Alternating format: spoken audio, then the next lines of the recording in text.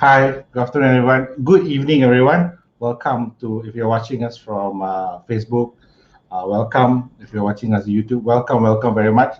Welcome to everyone. Today we are here for this. So, online knowledge sharing with Miss Irina. So, I'll bring Miss Irina into the stream. Hi, Irina. Hello, hi.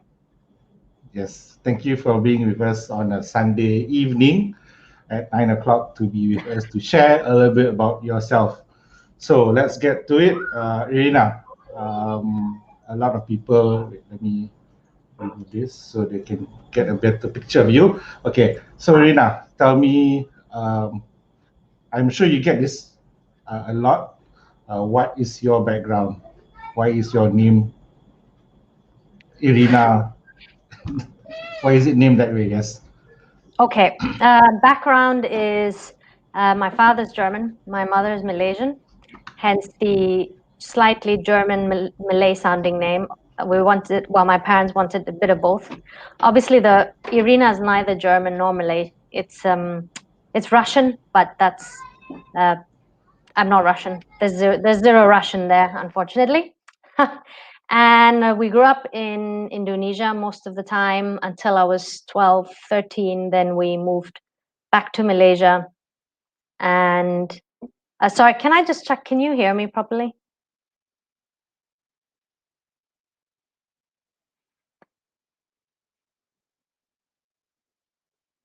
Okay. One of us is frozen.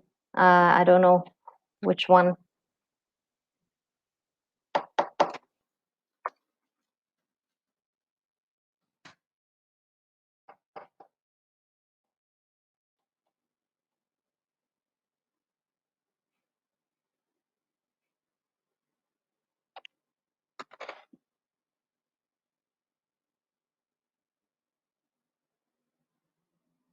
Okay. Okay. Well, he's gone.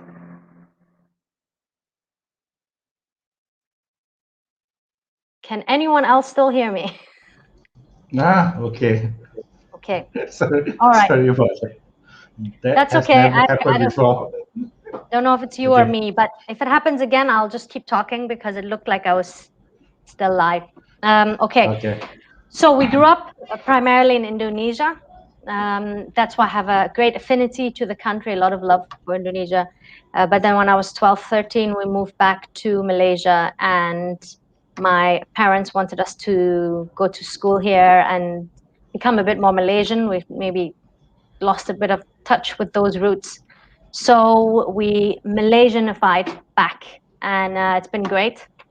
Then I went to school, college here. Finally, ended up reading for my. Well, actually, I studied here and then moved to England for a few years to work because I wasn't sure if I really did. Well, I wasn't sure what I wanted to do. I mean, like any kind of young adult, you're never really sure what you want in life. And rather than just jump into a degree, not knowing if my future was there, I and my with my parents' encouragement worked for a few years in England first, where I had some fantastic and terrible experiences. So both ends of the Okay. spectrum. You can learn from both the good and the bad.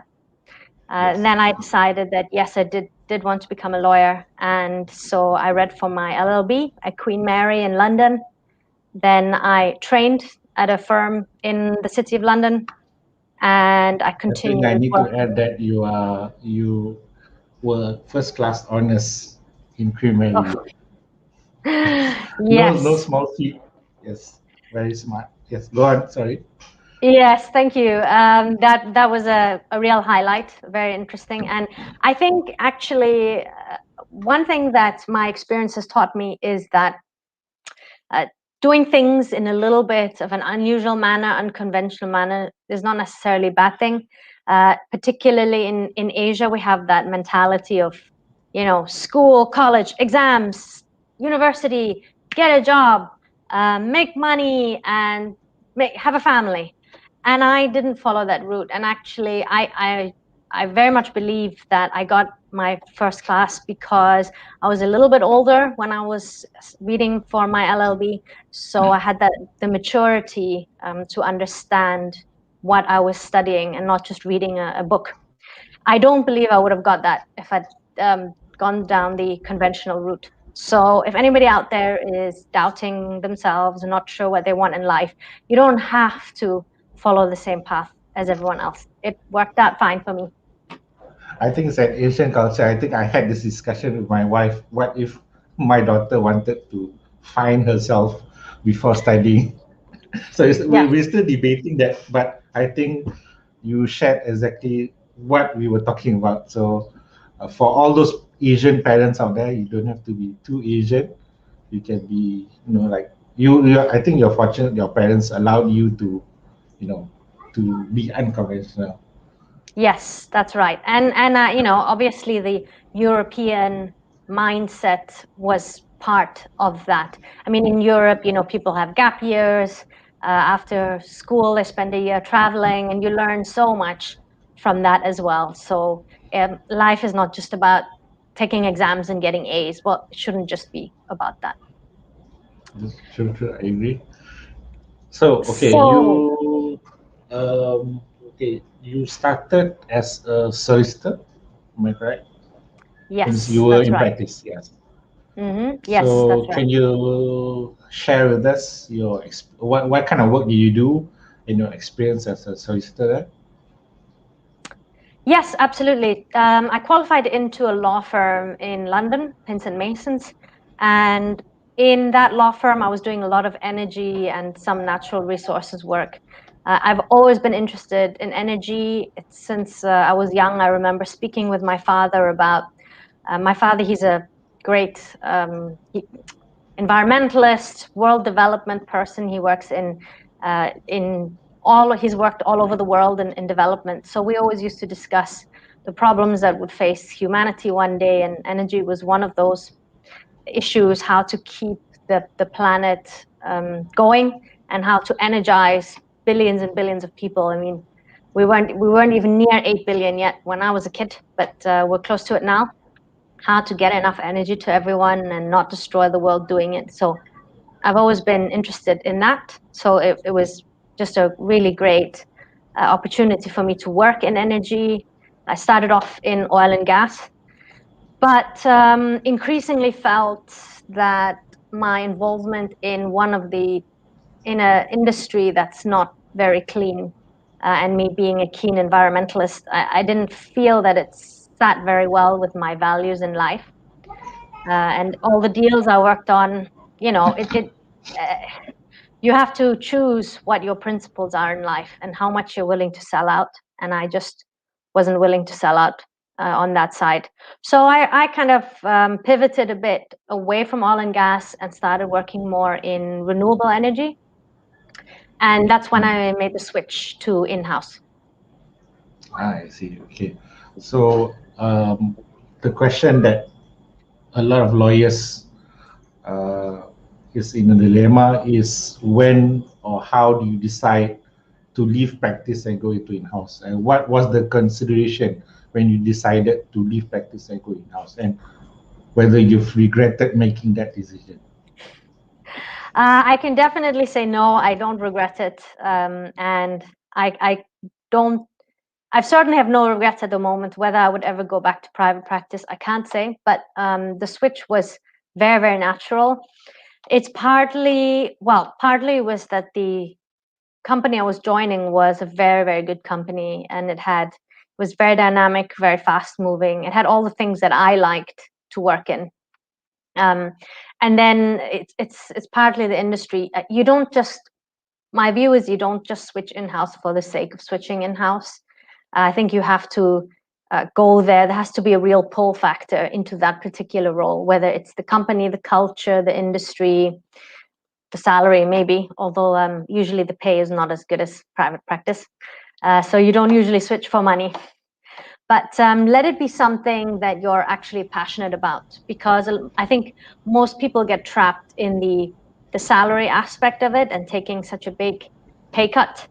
But it doesn't necessarily have to be that way. You can get some really great in-house roles that fulfill your passions and help to fill your wallets too.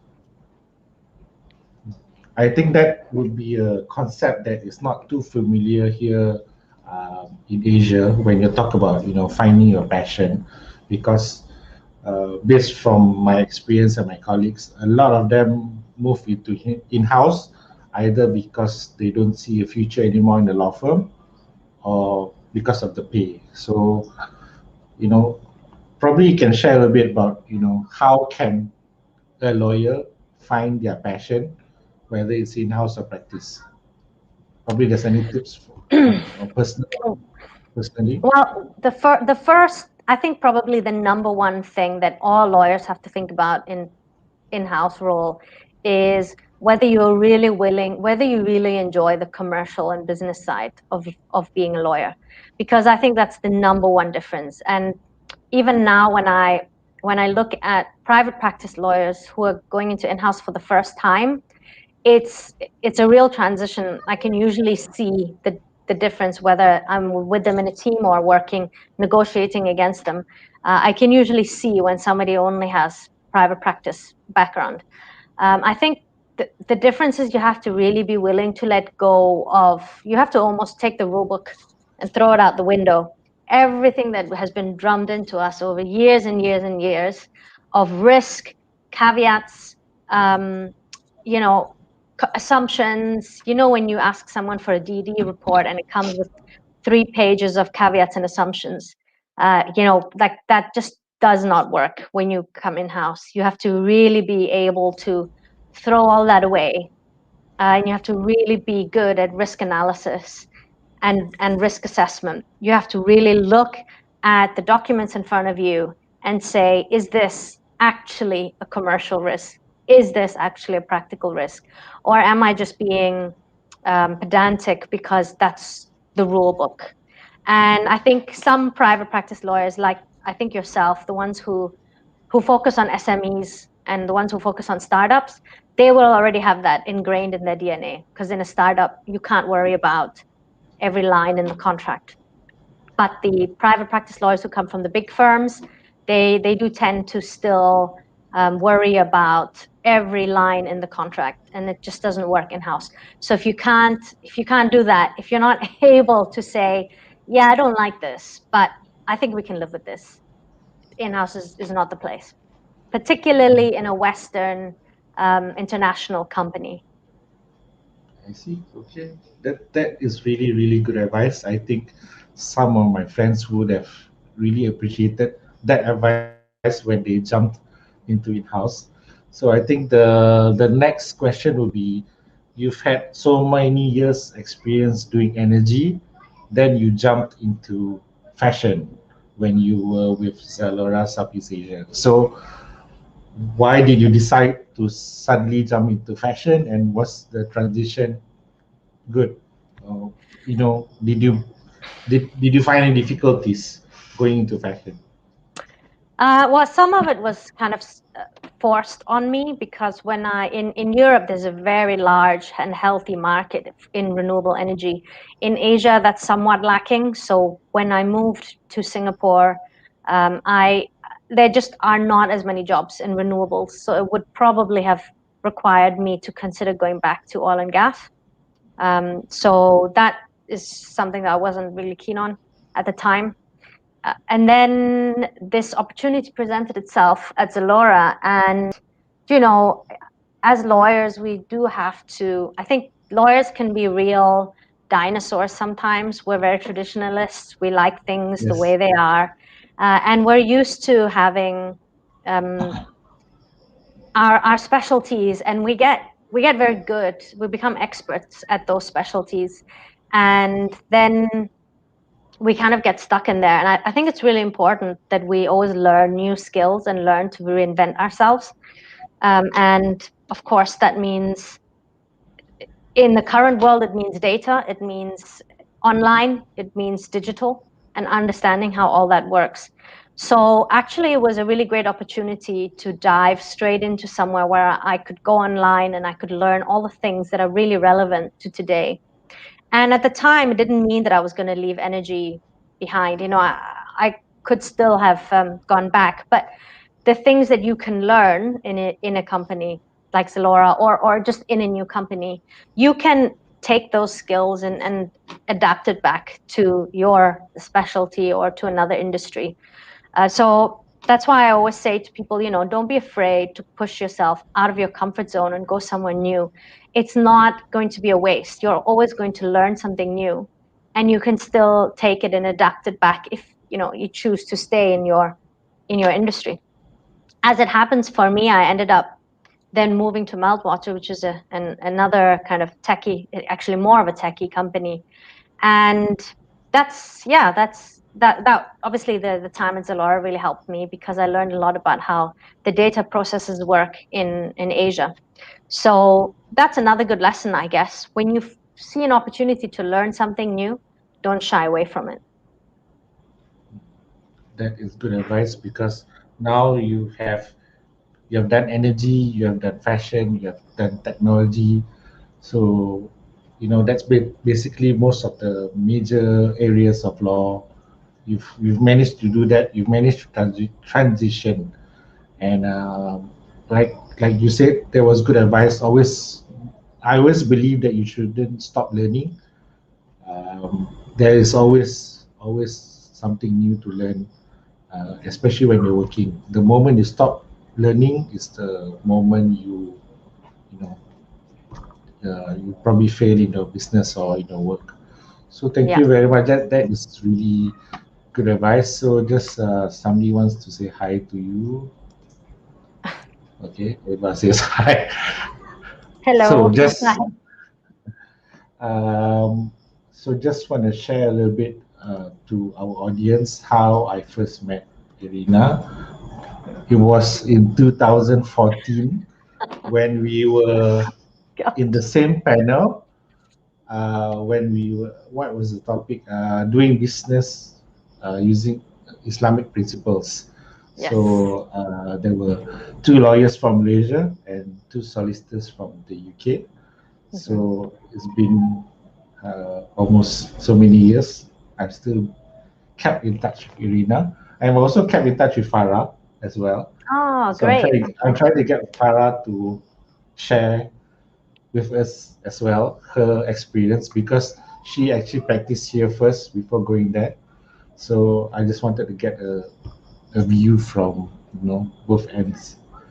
So thank you very much, Irina, for sharing your experience with us. There's although it's only been 18 minutes, but it's really jam packed with advice.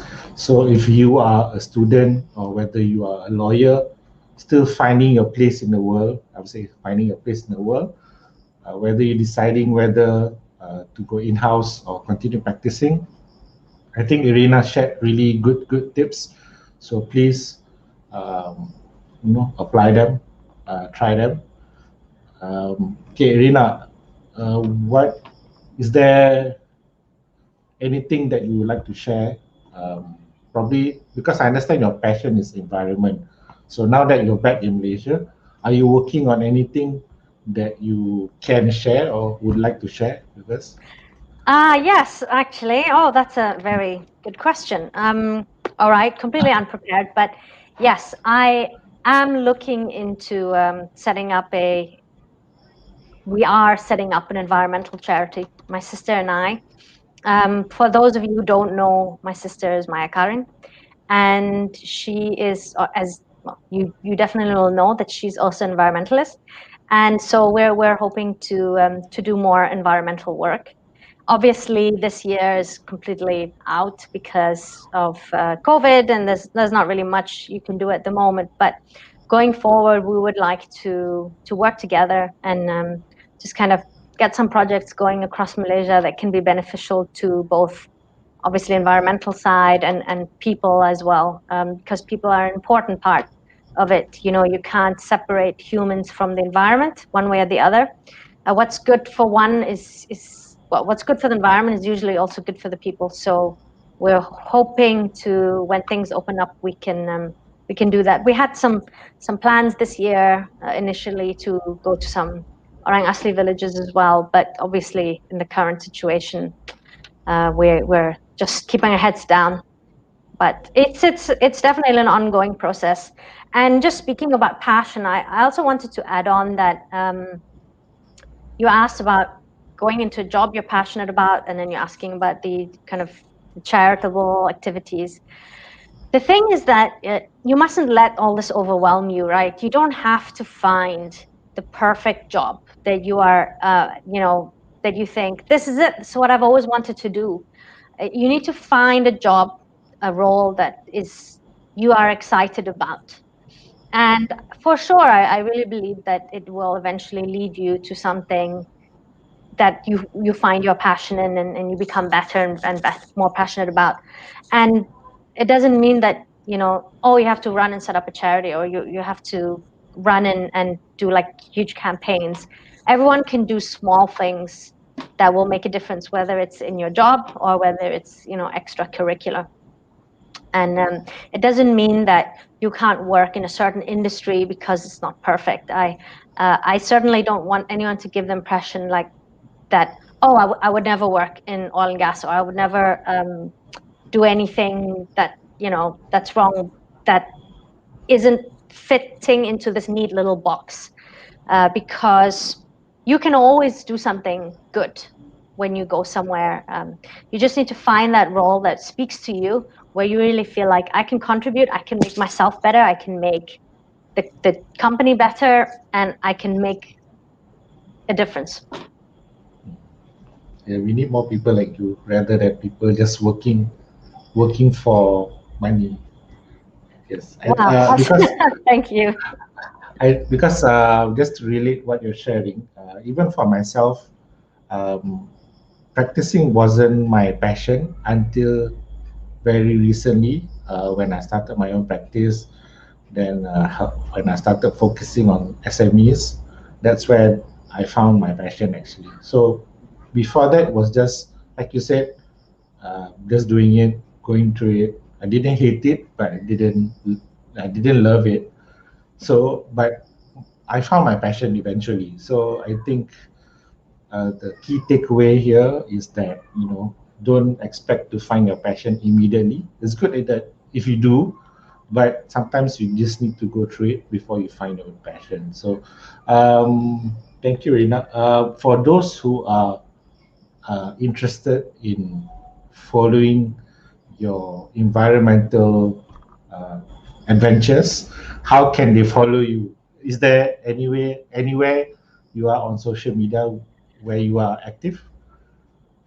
Okay. I'll admit that I'm not the most public social media type of person. So I'm just not good at that. But I am trying. There is a social media page. Yes, it's Maya Karin. Actually, it's the kind of Maya Nature Foundation. And you know what? Don't kill me, but I have to get the exact handle on Instagram. But we're active on there, and it's actually a bit of a small group of us who are all passionate about it.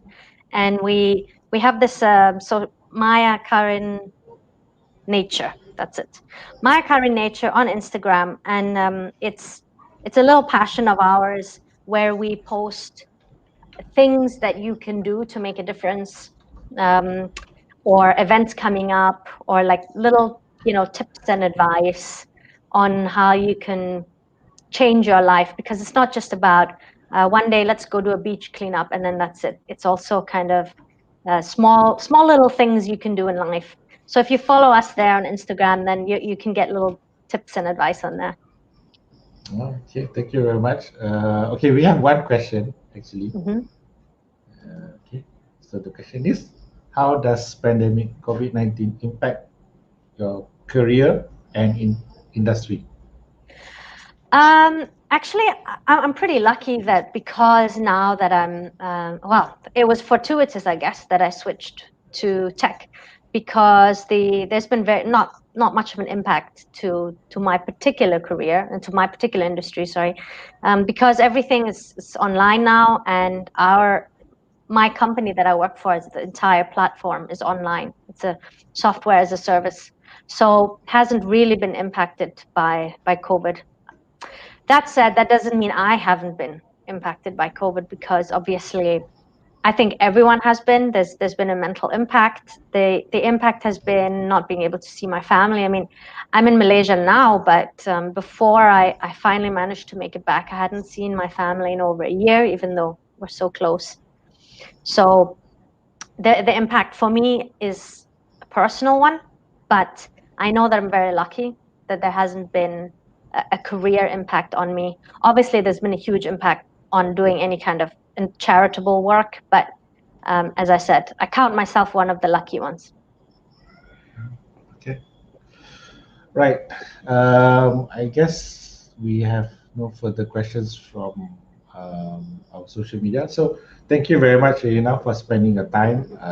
It was very, very good listening your experience and some tips. Very, very important tips. I really love your tips. So for those of you who have probably missed our live session, there is actually you can watch us on YouTube and also on Facebook at Immigration Associates. So thank you very much, Irina. Any Thank you final for words having me. before we leave? Final words would be, the world is changing, where we need to change with it. And that means I can already see that Malaysia and Asia is different from when I left it. But some things we're probably not changing fast enough. And as I said before, right, we can't just be focusing on getting A's at every exam and then rushing through university and getting a job that pays the most. There's one thing that I wish I could tell myself 10 years ago, is that time and happiness really is more important than money. I know it's a cliche, but it really is more important. Like, no amount of money can give me the happiness that other things give me in life, like having time, like having a good boss, like being treated well, being valued. These things are so much more important. So don't doubt yourself, and don't just do something for the sake of success, because that's what society says success is. Do something because that's good for you, and eventually long term it's going to make you happy. That's really, really good advice. I think if I heard you when I was younger, I wouldn't believe you. But now that I'm I know. older, I totally agree with what you say. I So I'm probably wouldn't sure, have believed myself either, but we always try to give the tips, but eventually you have to learn it for yourself. yes, I'm sure. I'm sure our uh, our viewers who are around 20, 30 will probably not believe us, but you will realize when you get to around our age, Yes, right? exactly. So thank you very much, Lina. So thank you, everyone. Stay safe. So see Yes, you. thanks to you. Thanks for having me, and thanks everyone for listening. And yeah, I mean, I'm here, and anyone needs any more advice, go for it. Okay, thank you. Bye. All right, bye.